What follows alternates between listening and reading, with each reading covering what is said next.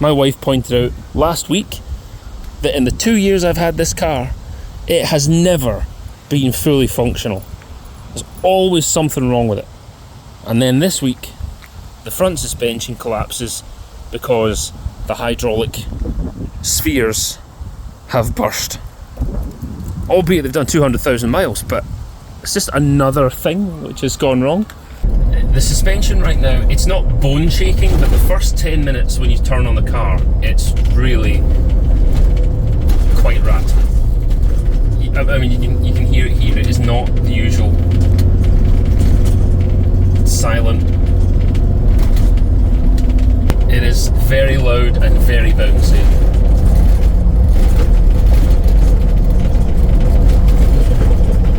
Obviously this video has motion stabilization on my phone here, but the car is very shaky and very crashy. It feels like my Subaru does. If it's able to send a lot of fluid into those globes, it's because the nitrogen gas bubble has burst and now it's overfilling those with fluid. And because the gas bubble's gone, it no longer has any suspension giving properties, and so you're just riding on pressurized hydraulic fluid rather than the air cushion.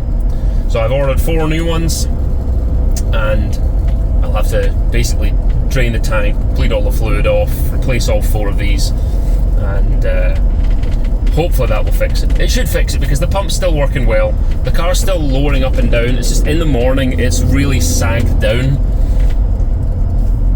so it just looks like a sad Range Rover where the suspension's always collapsed because of the air suspension leaks.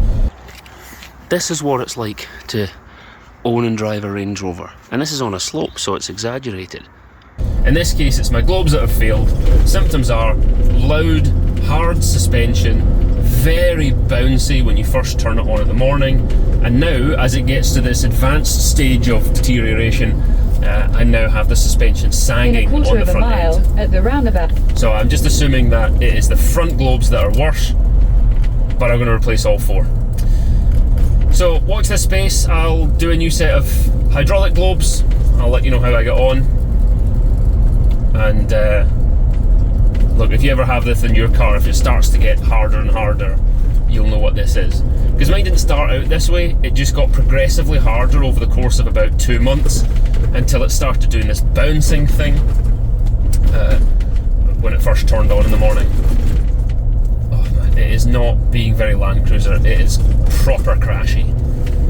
So if you start to get suspension going firm, could be that your hydraulic globes have gone, and you can do that graduation test. 2 hours later. So it might be an interesting update that I actually now have, like, the nose of the car is now sagging and the bumps have become more violent. I also have an engine management light now.